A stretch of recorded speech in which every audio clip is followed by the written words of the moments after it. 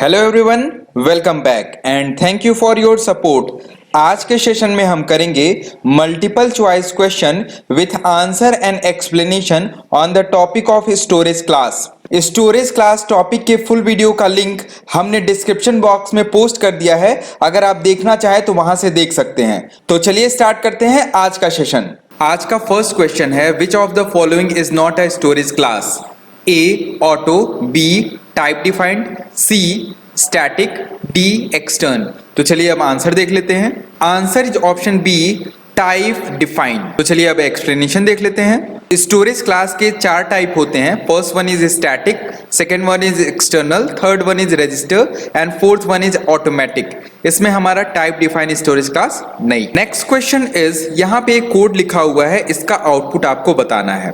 तो सबसे पहले void main लिखा हुआ है, देन यहाँ पे एक वेरिएबल इंटीजर टाइप का i है, इसकी वैल्यू 5 इनिशियलाइज है और इसका स्टोरेज क्लास स्टैटिक है। फिर हमने लिखा है if -i, उसके बाद हमने कर्ली ब्रैकेट लगा करके मेन फंक्शन को कॉल किया है और उसके बाद प्रिंट कराया है %di। तो इसका आउटपुट आपको बताना है। Option A 4 3 2 1, option B 1 2 3 4, option C 0 0 0 0, option D compiler error. तो चलिए आंसर देख लेते हैं। Answer is option C 4 times 0। तो चलिए एक्सप्लेनेशन देख लेते हैं। देखिए, जो हमारा स्टैटिक वेरिएबल होता है वो हर फंक्शन के अंदर शेयर होता है और सारे कॉल में मेन फंक्शन को सेम वैल्यू हमारी आई की शेयर होगी। यहाँ पे जब मेन फंक्शन हमारा कॉल होगा तो यहाँ पे हमारे आई की इनिशियल वैल्यू 0 आएगी और प्रिंटअप जब हम कराएंगे तो यहाँ पे हमारी वैल्यू 0 प्रिंट करेगी। क्योंकि ये लूप हमारा 5 से चलना स्टार्ट हुआ है और सबसे पहले -i है तो ये वैल्यू 4 हो जाएगी।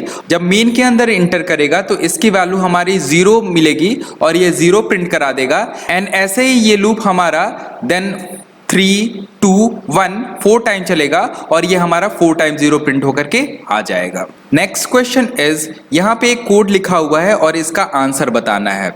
इंटीजर टाइप का एक वेरिएबल i है, इसकी वैल्यू 5 इनिशियलाइज है और इसका स्टोरेज का स्टैटिक है। इसके बाद हमने लिखा है if -i और इसके बाद प्रिंट कराया है i की वैल्यू को और इसके बाद मेन फंक्शन को कॉल किया है और इसके ऑप्शन है A 4 3 2 1, B 1 2 3 4, C 4 time 0 and D compiler error. तो चलिए आंसर देख लेते हैं। Answer is option A 4 3 2 1। तो चलिए एक्सप्लेनेशन देख लेते हैं। देखिए, इस कोड में हमारा i की वैल्यू सबसे पहले 5 आएगी, देन ये -i हो जाएगा, इसकी वैल्यू 4 हो जाएगी एंड देन इसके अंदर 4 वैल्यू हमारी प्रिंट हो जाएगी।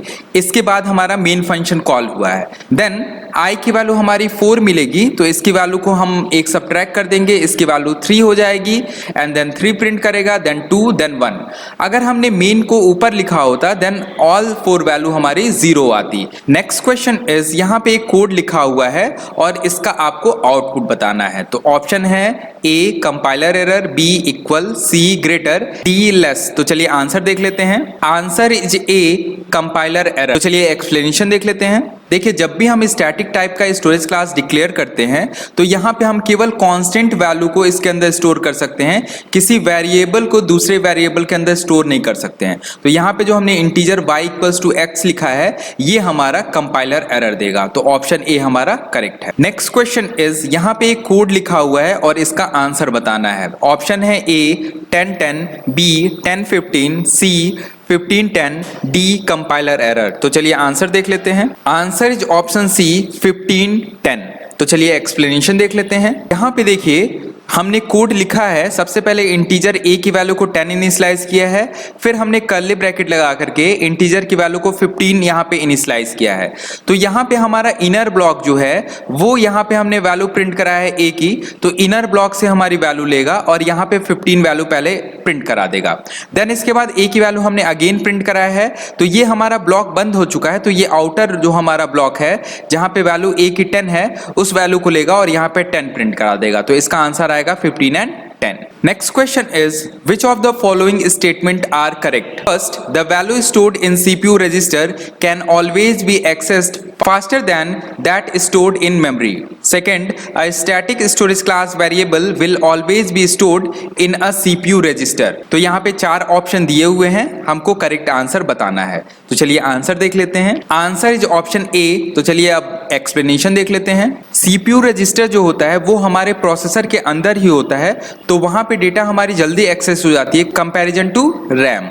सो हमारा ऑप्शन ए करेक्ट है। यहाँ पे एक कोड लिखा हुआ है और हमको आंसर बताना है। वॉइड मेन यहाँ पे स्टैटिक टाइप का स्टोरेज क्लास है और इंटीजर ए एक वेरिएबल है, इसकी वैल्यू 3 इनिशियलाइज की गई है और इसकी वैल्यू को a माइनस प्रिंट कराया गया है। तो इसका हमको आउटपुट बताना है। Option A 0, option B 1, option C 2 and option D 3। तो चलिए आंसर देख लेते हैं। Answer is option D 3। तो चलिए एक्सप्लेनेशन देख लेते हैं। यहाँ पे हमने स्टैटिक स्टोरेज क्लास लिया है, तो यहाँ पे हमारी जब वैल्यू प्रिंटफ कराएगा तो यहाँ पे a माइनस माइनस है, इट मीन्स हमारा पोस्ट डिक्रीमेंट है।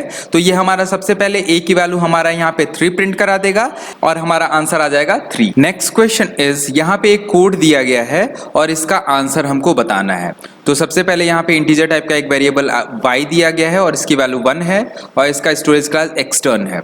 फिर उसके बाद हमने यहाँ पे स्टैटिक टाइप का एक स्टोरेज क्लास लिया है, इंटीजर टाइप की हमारी वैल्यू z है और यहाँ पे हमने y एंड z की वैल्यू को प्रिंट कराया है और हमारे ऑप्शन है a garbage value, b 00, c 10, d 11।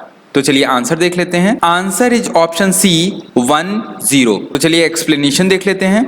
यहाँ पे इस कोड में y हमारा एक्सटर्नल स्टोरेज क्लास है, इट मीन्स इसकी वैल्यू ग्लोबल है। ये मेन फंक्शन के ऊपर हमारा डिक्लेयर किया गया है। इसके बाद मेन फंक्शन के अंदर हमने एक z वेरिएबल डिक्लेयर किया है जिसका स्टोरेज क्लास स्टैटिक है। तो जब हम y की वैल्यू को प्रिंट कराएंगे तो ये हमारा 1 यहाँ से लेकर के 1 प्रिंट करा देगा और z की वैल्यू जब हम प्रिंट कराएंगे तो हमारे स्टैटिक स्टोरेज क्लास की जो डिफॉल्ट इनिशियल वैल्यू होती है वो 0 होती है, तो वो यहाँ से 0 प्रिंट कर देगा और वैल्यू हमारी 10 प्रिंट कर जाएगी। Next question is, what will be the storage class of variable I in the code written below? तो यहाँ पे कोड लिखा हुआ है, यहाँ पे इंटीजर I की वैल्यू 10 है और यहाँ पे प्रिंट कराया गया है I। एंड ऑप्शन है option A automatic storage class, B external storage class, C static storage class, D register storage class. तो चलिए आंसर देख लेते हैं। Answer is option A automatic storage class. अब चलिए एक्सप्लेनेशन देख लेते हैं। किसी भी प्रोग्राम में स्टोरेज क्लास को लिखना कंपल्सरी नहीं होता है। कंपाइलर सिचुएशन के अकॉर्डिंगली स्टोरेज क्लास को ले लेता है। यहाँ पे मेन के अंदर i की वैल्यू 10 इनिशियलाइज है, यहाँ पे हमने i की वैल्यू को प्रिंट कराया है, तो यहाँ पे इस मेन ब्लॉक के अंदर हमने सिर्फ i की वैल्यू को यहाँ पे प्रिंट कराया है, तो ये ऑटोमेटिक स्टोरेज क्लास इसका एज्यूम कर लेगा। Next question is, in case of conflict between the name of local and global variable what happens. तो यहाँ पे 4 ऑप्शन दिए हुए हैं, तो अब हम आंसर देख लेते हैं। Answer is option B. तो चलिए अब एक्सप्लेनेशन देख लेते हैं।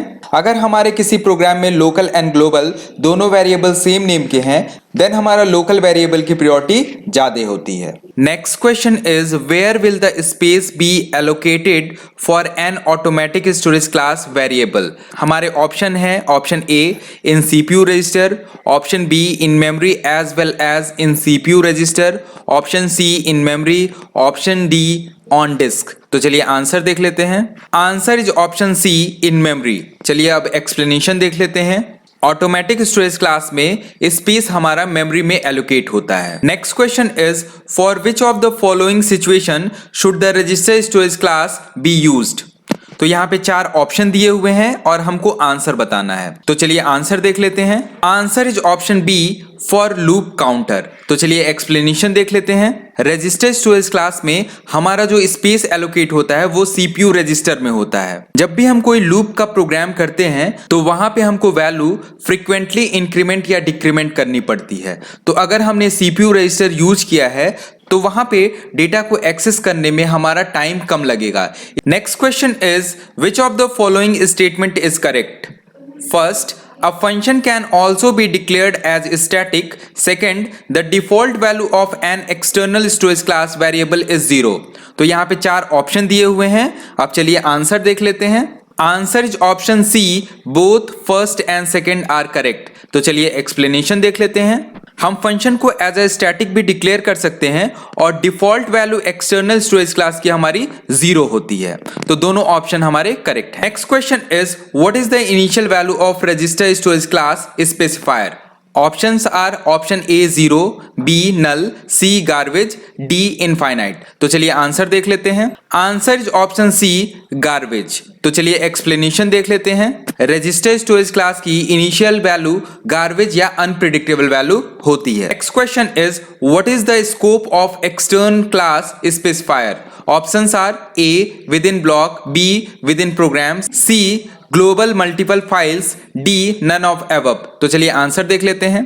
Answer is option C global multiple files. तो चलिए एक्सप्लेनेशन देख लेते हैं। एक्सटर्नल स्टोरेज क्लास में स्कोप हमारा ग्लोबल होता है। इट मींस हमारी वैल्यू किसी भी फंक्शन के अंदर यूज हो सकती है। Next question is what is the scope of static storage specifier. Option are A within block, B within program, C global multiple files, D none of above. तो चलिए answer देख लेते हैं। Answer is option A within block. तो चलिए explanation देख लेते हैं। स्टैटिक स्टोरेज क्लास में स्कोप विद इन ब्लॉक होता है। इट मींस लोकल ब्लॉक में ही हमारा स्कोप वेरिएबल का होता है। तो आज के सेशन में इतना ही। नेक्स्ट सेशन में हम लोग करेंगे multiple choice question with answer and explanation on the topic of break, continue, switch and go to. तो अगर आपने अभी तक मेरा चैनल सब्सक्राइब नहीं किया है देन प्लीज सब्सक्राइब कर दीजिए और बेल आइकन को भी जरूर प्रेस कर दीजिएगा और वीडियो को लाइक, कमेंट एंड शेयर करना मत भूलिएगा। तो मिलते हैं नेक्स्ट सेशन में। Thank you.